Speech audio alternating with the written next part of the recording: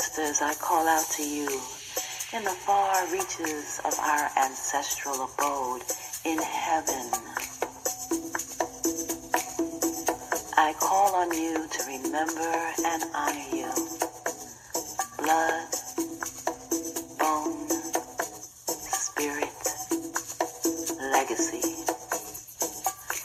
Surround me with your light, your love, your power, as I prepare for my day, my daily walk in life. Please be my shield.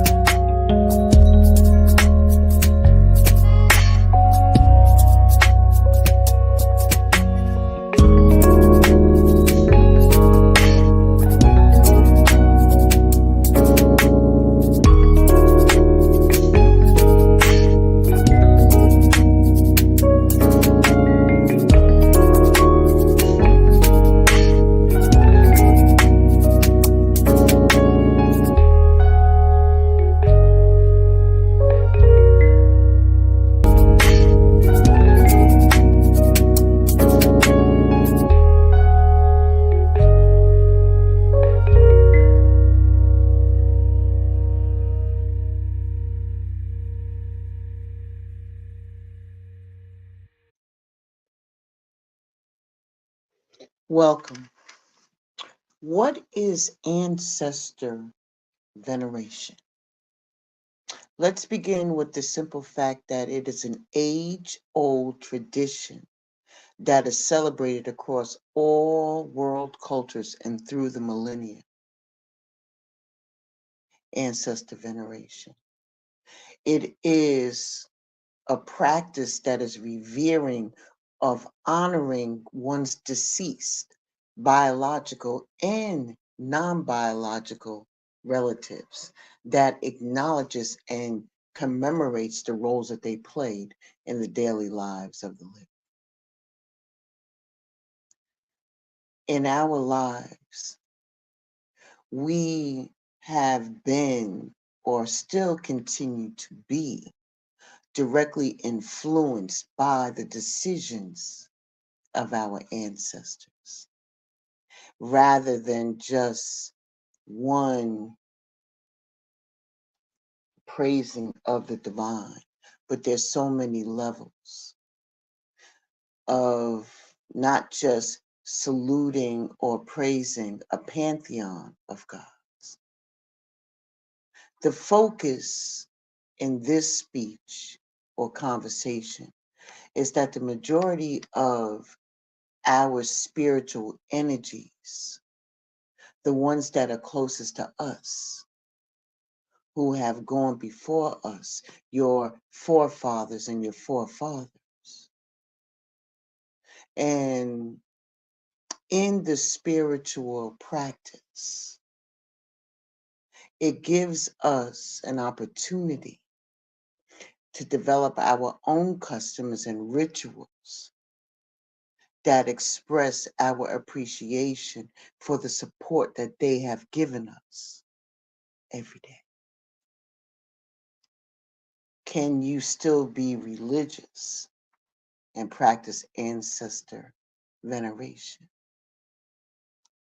That's a good question. Despite all of the different characteristics of many indigenous cultures, ancestor veneration is not a form of worship, and it's not compatible with modern religions. But in some cases, we can draw our strength from those who have come before us, whether they're Buddhists, Christians, Jews, Muslims, Wiccan, and everybody in between. There is some value in the wisdom of our elders, in those forms of disciplines, whether they were the prophets, saints, imams, teachers, disciples, regardless of the deity that they hold highest. It is in that placement of that teaching within that dogma that will vary from culture to culture, from family to family, from religion to religion. Believe it or not, African Americans, or how you identify yourself, we are pretty traditional in our dogma. But in some cases, we do have a melting pot in our extended families. Some of the ancestor veneration could have its roots in Catholicism, Protestant, agnostic, which is not a religion, an atheist, or a Christian, and so on and so forth. Hinduism.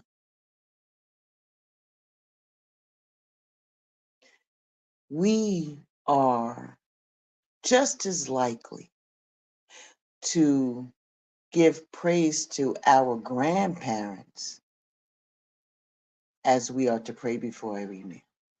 It doesn't matter where they come from. And if you share the faith of your grandparents, in a way you're practicing ancestor veneration, because you are acknowledging their lasting effect on your religious life, if it so calls that. Sorry, something in my eye.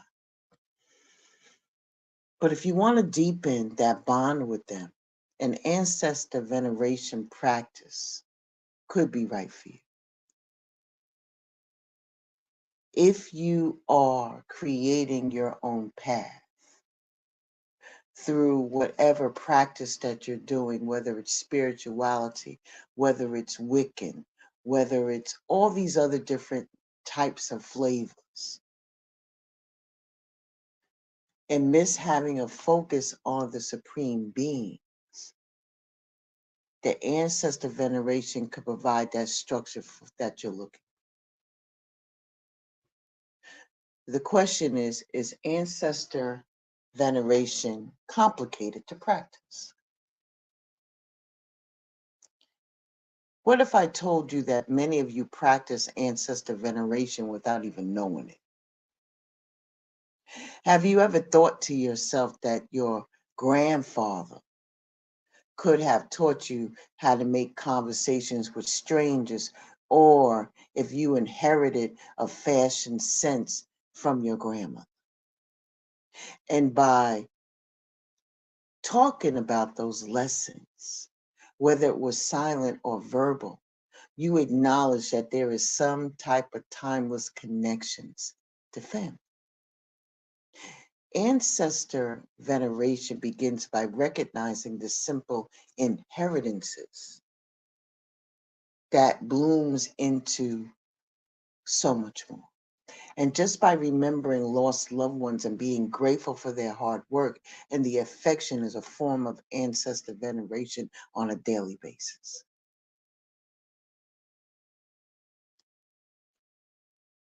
But a family. A family is a complicated group of people who make mistakes. And some of us will do it indirectly, and we learn things that way too. How to be better people in spite of the influence of our family. What if you didn't get along with your maternal or paternal grandmother while she was alive, right? But you developed a strong and lasting friendships by refusing to emotionally manipulate the people that you love, the way that she may have controlled those that she loved. Here's the deal. We don't get to pick our ancestors. We're stuck with those who history gives us. So we might as well try to learn as much from them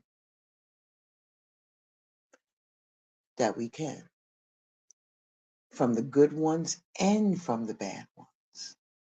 We can choose when or how or under the conditions we want to have that individual ancestor in our life. And after a while, with some effort, even the most problematic ancestors can be perceived as elders and teachers with valuable lessons that they will offer you. The question, what if you don't know your ancestors? Knowing the names of your ancestors is not required for ancestor veneration. When you apply the practice, intuition can be called on to fill in the gaps. For example, if the name of a female ancestor has been lost to time, research popular names from that era and assign her spirit a name that resonates with you. You are empowering and naming an energy source for yourself, not forging a birth certificate.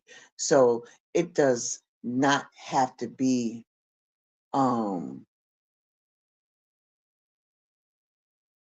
set up that way. But ancestor veneration, like all spiritual practices, involves a leap of faith. So in the case of you are adopted or even a child of the diaspora, whether it was chosen or forced, discovering names or nationalities can be especially frustrating. Trust me, I know. I've been researching my family for years and always shocked and amazed what pops out. But see, when you connect with your ancestors on an intellectual level, that can be difficult. Connecting with energies is not. So when you listen to what your heart is telling you, you may discover that there is some family truths. Question: how can you get started with your own ancestor veneration? You can begin the practice with as little as 1 quiet minute a day, during which you focus on your breath and you remind yourself that each of your hundreds of thousands of ancestors breathe in and out exactly the same way. You can concentrate on one particular ancestor or consider your family tree as a whole. Ashe? Once you get going, you can create a regular ancestor veneration practice with direct intention that can improve negative family energies and allow practitioners to build stronger roots with which to face the present and the future. You can devote as much or as little time as you want towards cultivating customs and rituals that are right for you and the people that were ahead of you. If you just trust the process, the development of an ancestor veneration habit can connect you to the nature of your true spirit and to connect you with some cultural and family traditions as well. Ancestors to bring the blessings. The ancestors say, you got a right, you got a right, you got a right to the key of life. You got a right, you got a right, you got a right to the key of life. You got a right, you got a right, you got a right to the key of life. You got a right, you got a right, you got a right to the key of life. You have a right to the key of life. Ancestor veneration is woven very wisely into our own tapestry in the practice of hoodoo. And one would expect that anyone practicing conjure would have that understanding down pat. But even more accurately, it's not surprising. Many descendants of African enslaved people were often beaten into religious conversion and forced to abandon the practice of openly venerating ancestral spirits. There was no celebrations of them. There was no ancestral holidays, no grave site visits or headstones to mark the graves, no ancestral altars, no prayers left behind, nothing.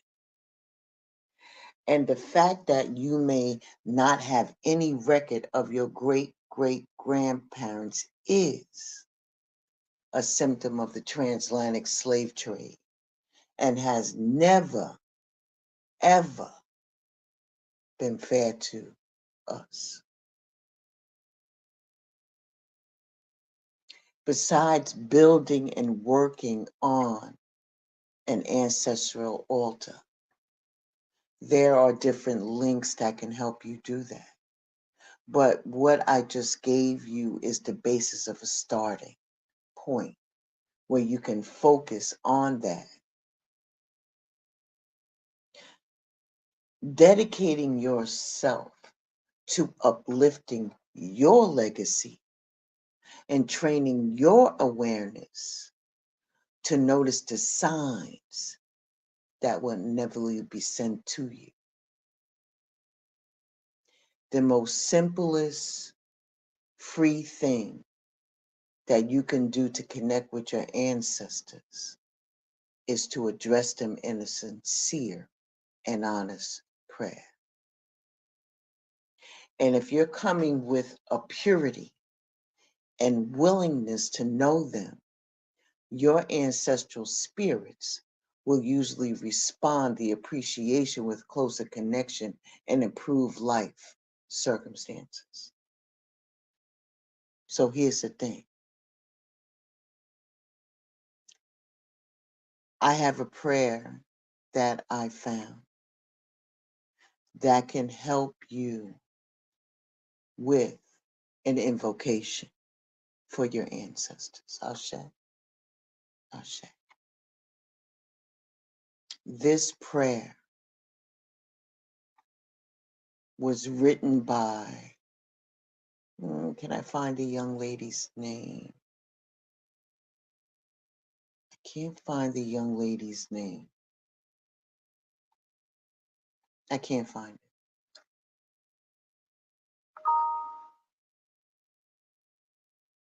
Thea. It was written by Thea. She has her own website. And what she says, please repeat on your time, because it will help you to jumpstart this veneration. This is an ancestral invocation prayer. This is to be taken serious. Please light a white candle when you do this prayer. May I offer? May I offer that you put a glass, not a cup, but a glass of cool water next to you, not cold, but room temperature, next to your candle. Ashe? Why do I need that? Okay.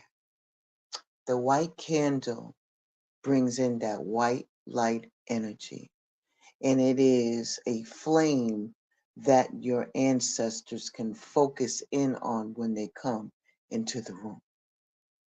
It calls them, so to speak. The glass of water is an indicator of whether or not a spirit is in the room with you. When you see bubbles that are, when you pour the glass of water, you know that there's always bubbles that come up. But as the water settles, you may see one or two. The goal is to start with no bubbles at all. But when you invoke your ancestors, or if a spirit is in the room with you, all you have to do is look at that glass. Besides the fact that you can feel the energy, but you will also see with your eyes that the more bubbles that you see in the water, the more strength or the more ancestors that are there, or spirit that is there. Ashe, let's prepare.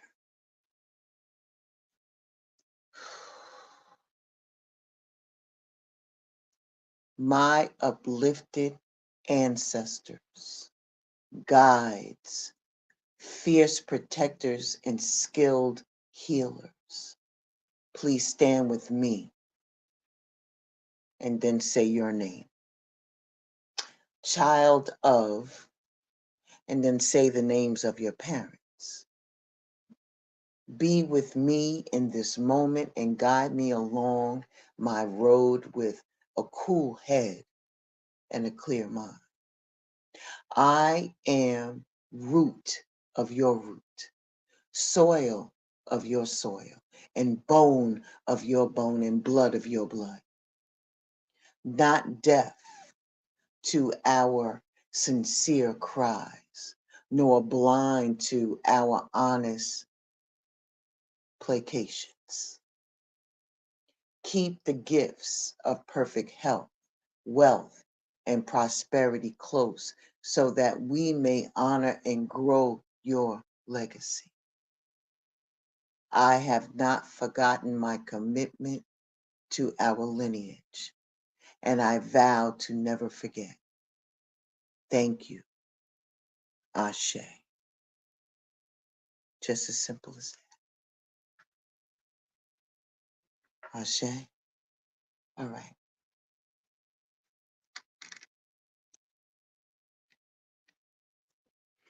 At this time, I will read and also feel what the ancestors have sent to you as far as the message is concerned for today. They state that there are miracles. Miracles are here. You can claim what you want. At least you say that you want the miracles. But you take an I'll believe it when I see it approach. What if you will see it after you believe it? Believe that you deserve to be, to do, to have the world you want for yourself. You can be your true self. Do what awakens your soul and have your desires. This is life's miracles. If you haven't witnessed your miracle yet today, ask it. Ask for it and allow it in, because you are the biggest magnet for miracles at this time. You are a miracle. What if you truly allowed yourself to believe that thing? That all things are possible. You have to dare to dream bigger than that. Ayazim, the mother of miracles, is always the person that replenishes your soul, who weeds the garden of the inside of you and takes out all of the dead flowers and the dead weight and replaces them with new flowers, with new miracles of life. Dressed in white, stating her purity, and gold, showing the wealth of her spirit. Believe that you and your life is full of miracles. Your number is 6.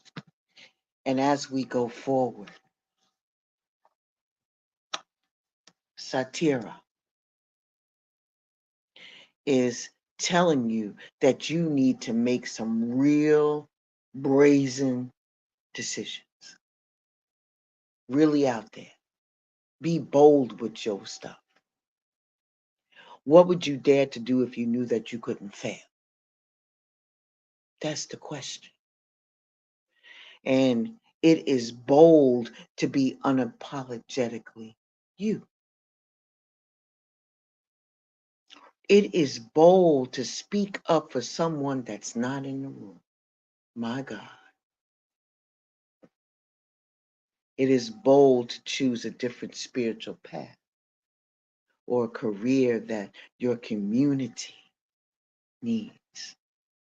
It is bold to build your family the way that you want to build it. There is God and Goddess force energy, which is bold, which is you. So step up, go for it, Partner with the divine source energy to make bold choices, and everything that's meant to diminish you will elevate you. Know that. All who means you harm will fall away, just like those dead leaves that Ayazan has pulled out of you.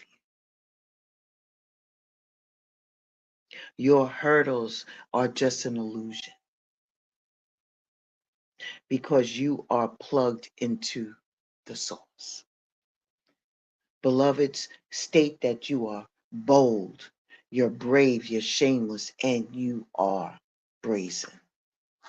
And your number is 8. And lastly, I want you to understand this.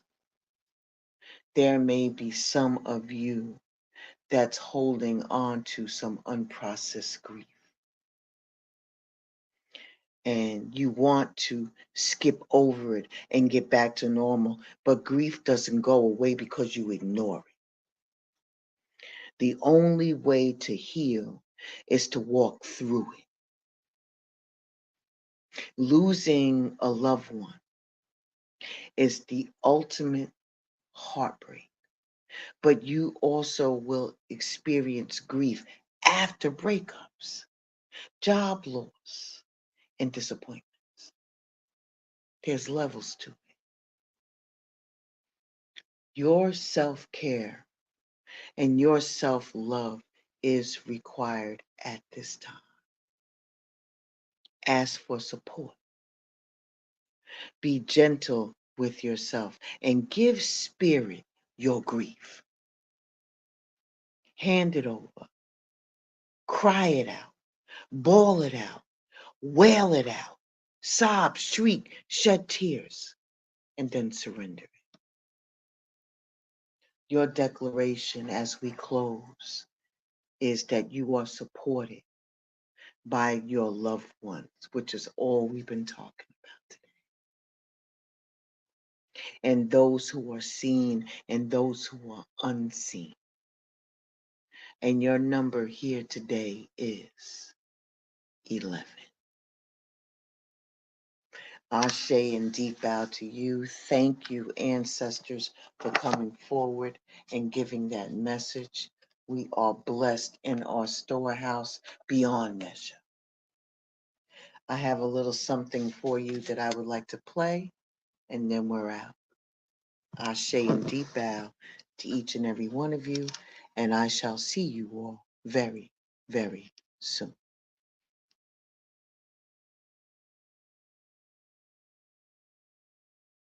Well, I tell you what, come on, way back yonder, come on, there were some folks that went to West Africa.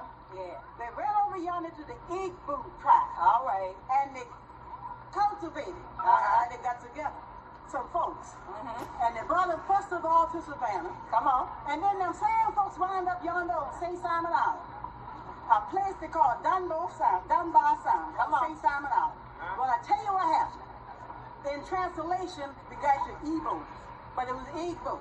All right. Listen here. They got on this ship. And when they got to this foreign land, St. Simon Island, Dunbar Sound, they got ready to get off of that ship. Come on. And they thought about Mother Africa. Yes. To this day, there's a legend talking about these men and these women. Come on. When they stepped off the ship, they looked at the ship. Come on. They looked at the ocean. Yes. And they thought about Mother Africa. And they thought to themselves, ain't gonna be no slaves yet. Come on, yeah. Join themselves together, step over in the Dunbar Song and drown themselves. All right. To this day, it is called Igbo's Landing on St. Simon Island. It's a few miles from where we live. And we sing this song dedicated to those Africans that they call the Flying Africans, or the Flying Spirits. All right. All right, y'all. And Miss Marsha, if you will. Now give me 2 wings, 2